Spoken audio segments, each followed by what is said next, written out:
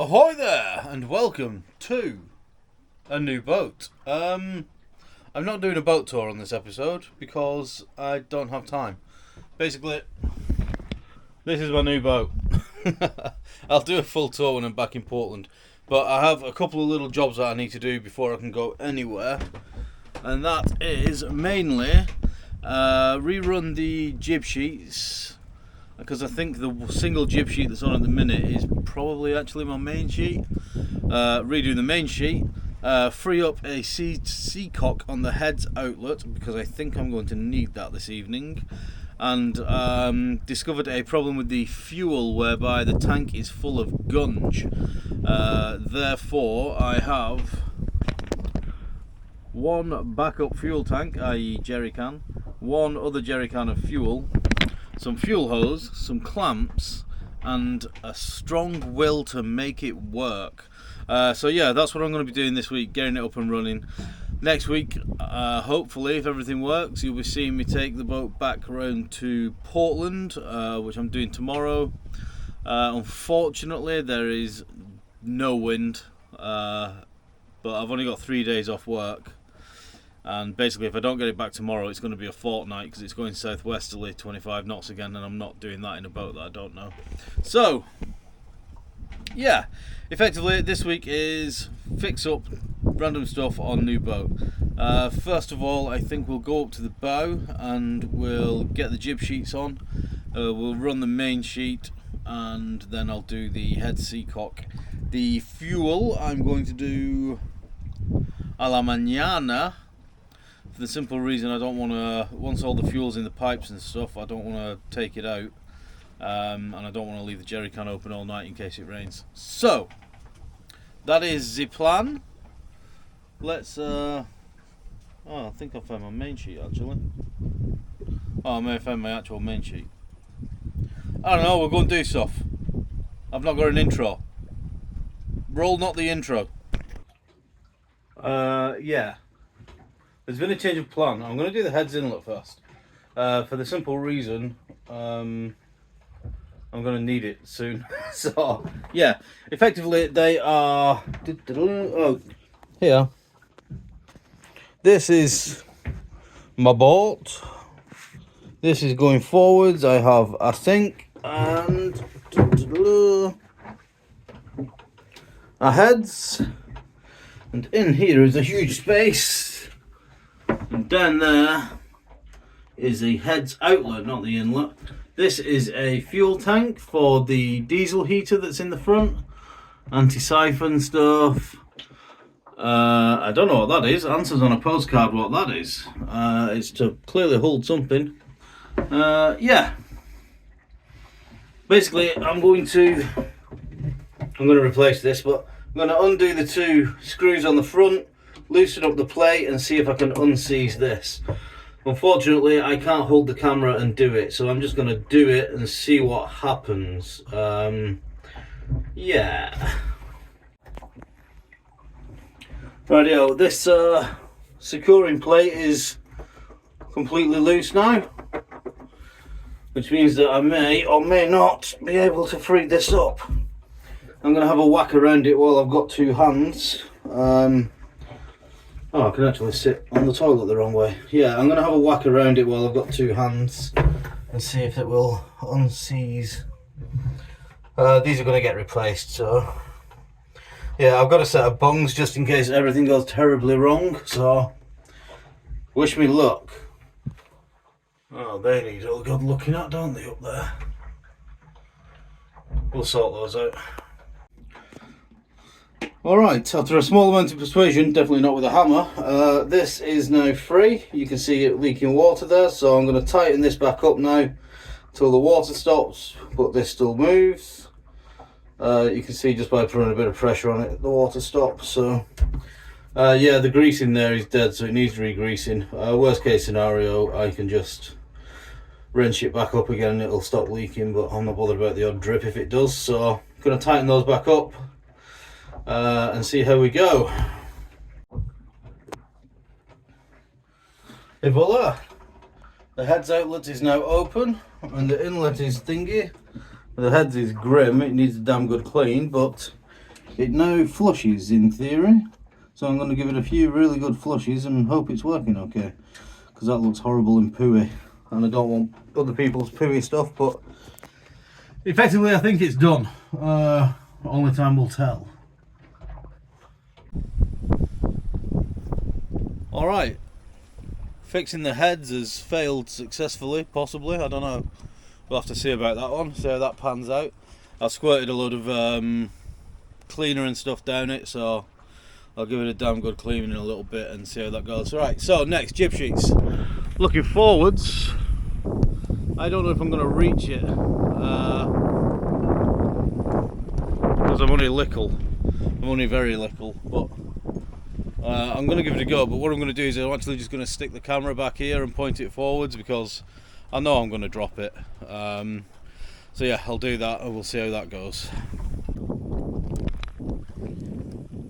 You might see this, I don't know.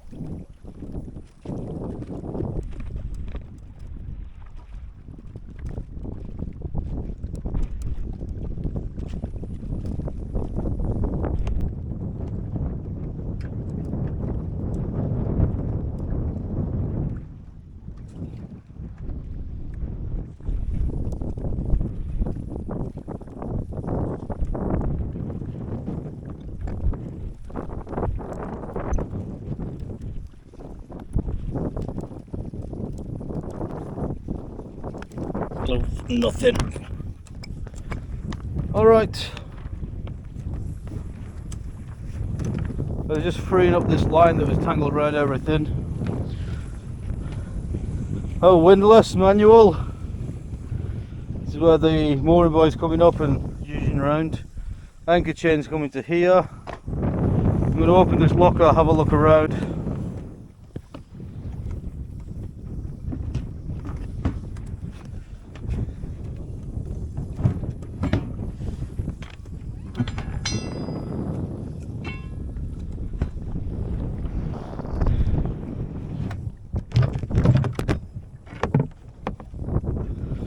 It's a haul.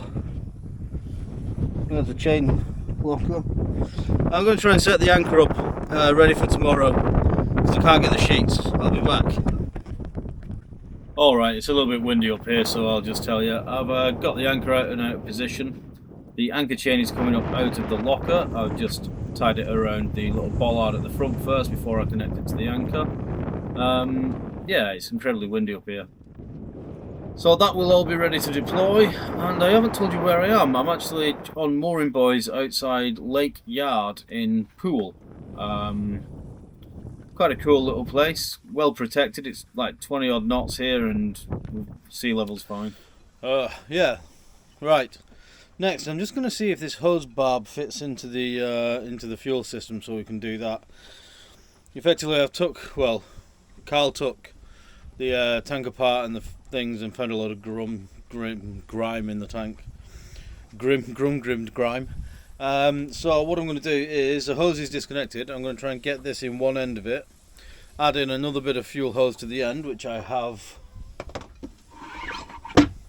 yonder, put in a cheeky little inline filter which is just inside, and then run that into this in the cockpit that will be lashed up, which will be above the engine, so we'll gravity feed into it. Hopefully that will solve the issue for 6 hours and get me back. Yeah, we'll see. So I have the obvious engine access in through the front there, but I also have this little doohickey here. This is attached to a piece of line which comes up to here, which I can block off so it can't go anywhere. I just let it off like that, and then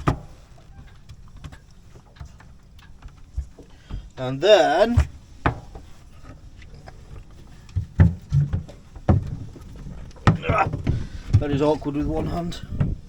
Oh, the line's caught.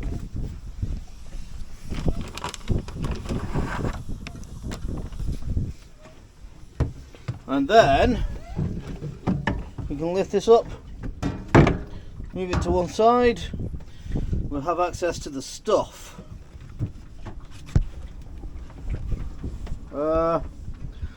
Yeah, so there's a fuel tank that we're using as an emergency tank. That braided hose across there goes to the fuel system. I'm just going to try and get the end of this barb into that. You're not going to be able to see anything, so I'm just going to try and do that. Whew, I did that thing where I forgot to do a YouTube again. Effectively, I've now connected that fuel hose via a little... I don't have one to show you, but it turned out it had a female thread on it, and I had a barbed piece with a male thread on it, so that went straight on it, and now fuel line's poking out just here. So I'm going to stick a filter on that, which is here. Da-da-da. Put a little itty bitty filter on there. That way probably. And then cut the hose to suit the length to go into here. That is something I'm going to do first thing in the morning, because I don't want any of this exposed to water overnight if it rains. So yeah, I'm going to put the little filter on with some horsey clamps, and then that's it for this during this fuel bit for the night. Just the main sheet next, and then I'm done really. Oh, I'm going to change the alternator belt as well. I've got a smaller one, I think, so I'm going to stick that on, see if that helps. Oh, the alternator don't work. Did I mention that? I don't think I mentioned that. The alternator don't work. Whew, glorious out here though. One of the main reasons I wasn't filming is because I was listening to sea shanties, and I'll lose monetization. See you in a bit. I mean, this kind of looks like a permanent fix to me. Not really, but yeah, you know, it'll do, it'll get me there. And then I'll put a loop out of this around and into the jerry can there, which will be strapped up and secured. I may even put it against the bulkhead there, then there's some downward pressure on it. Yeah, and all should be well and good in theory. I'll probably have to bleed the fuel system, but like I say, I'll do all that tomorrow when I know the thing can be left. Yeah, that's it for tonight, I think. I need to try and find the main sheet. I've found lines, but none of them are just quite the right thickness. It's reasonably finicky, because it's got to go through the pulley system up there and the pulley system down here. Well, it's actually over there. So yeah, I'll have a little route around and find that, but I think I'm just going to put some music on, chill out until sunset, and then hit the sack. I don't know where I'm going to sleep tonight. I've not decided. We'll figure that out. I haven't brought a pillow. I haven't brought a sleeping bag. I haven't bought a change of clothes. Man stuff in it. Just rough this shit and see what happens. Right. I'll speak to you in the morning when I'm doing other stuff. Hasta mañana.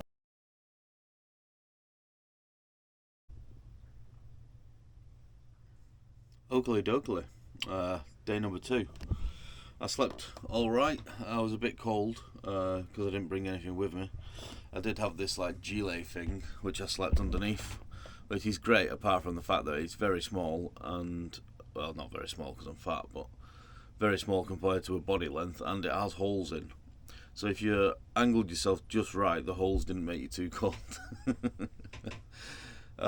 Preparation is the key. Right, I found this, which I believe to be a spinnaker halyard, but is going to be my main sheet for the journey. I was going to hoist the sail here, but I actually think if the engine gives out for any reason in this mooring field, it's going to be quicker and safer to dump the anchor without the sail up, rather than having the sail up will give me less time because I can't sail, there's no wind. So any wind that there is will just be extra windage with the sail. It's not going to do anything for me, so I'll get out of the harbour and then hoist it. So that'll be the plan. Yeah, sort the main sheet out, which is just some tying knots and some running shizzle, and then get the fuel system going, get the engine started, get gone. I'm going to be departing at around 10:30, something like that. That's high water-ish. That means that I'll explain this in next week's video when I'm actually going. I'm so tired. Anyway, yeah, I'm gonna do this. Rightio, this is the lower part of the main sheet doodad, and here is the upper part. Effectively, I just need to create loops around it like that to give it 3-to-1 3-to-1 doodad, something. Tie ropes and stuff. I'm actually pushed for time now. I've got an hour to get everything going, so I'm just gonna go and I'm going to go ahead and just do that, and then this might not even end up being a video, but I'm just going to do it. Alright, we have main sheets. It's literally just a case of tying it on at one end and chasing it through the loops. I don't actually know if I needed to go through that one. Maybe I've got a bit too much purchase there, but it'll be fine. And then it comes down and I can just lock it off here with this standard procedure. Same as on Genie Stewart. I've actually got quite a lot left over, so yeah, we've definitely got enough main sheet. I'll figure out something for that. Right, next up, fuel, back in a mo. This is what I've come up with. I'm obviously going to secure it all. This is just to get the engine running. But yeah, fuel hose in the thing, coming down, so once it gets the fuel in, it'll siphon down through the itty bitty filter and down into the engine. So I'm not actually going to bleed it just yet. What I'm going to do is actually fire the engine up and let it draw all the fuel through that it's got. Then when it gets to the air, I'll bleed the air out instead of bleeding out all the fuel that's already in the system and just wasting it basically. So that's the plan. We'll see if that works. People are probably screaming at me right now, but that's what I've got in my head. That's what I'm about to attempt. Yeah, maybe this wants to be at more of an angle like that, I'm not sure. We'll see. Turn the governor up. The keys are just in here, so I'm going to give it a little tick over and see what happens. No, I'm not. I want to do the alternator belt first. Because once it's running, I'm probably going to leave it running. Stand by. Alternator belt is on with the correct tension. Wonder if that'll show the charging issues. But basically, we're ready to preheat the engine a little bit. I hope she starts.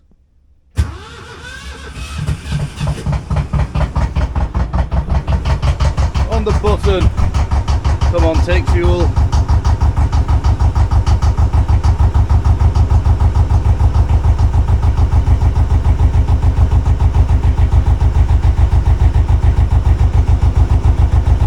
Why aren't you taking fuel?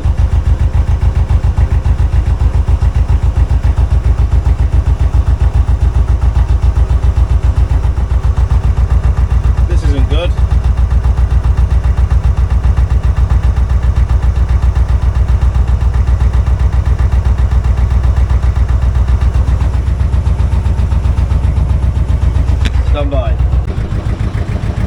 Alright, I've just been doing stuff. The engine's been running about 5 minutes. Good oil pressure. Temperature gauge hasn't moved yet, but that's alright. Another steady drip of fuel. Currently in a stern. So that's good. Not too much water out of the thing. Everything looks okay. Looks okay so far, touch wood. I'll be happy when I see the temperature gauge come off the bottom, then I know it works. Yeah.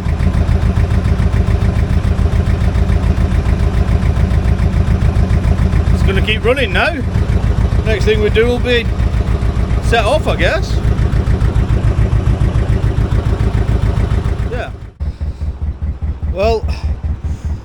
The engine's been running maybe 40 minutes now. She looks all good. I've run her in stern for 15-20 minutes, everything good. Water temperature isn't working, but I've felt the outlet, the water outlet on the engine, and it's like 30 or 40 degrees, it's barely above water temperature. No steam out of the exhaust, so I'm happy that that water is okay. It's been running under load, so that's okay. In theory, I'm ready to go, so tune in next week to see how that went. It will be next week for you. It's in like 10 minutes for me and I'm breaking it. The anchor's set up to deploy if needs be.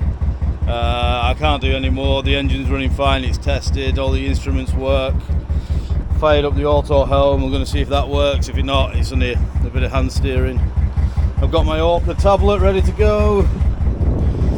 See you next week.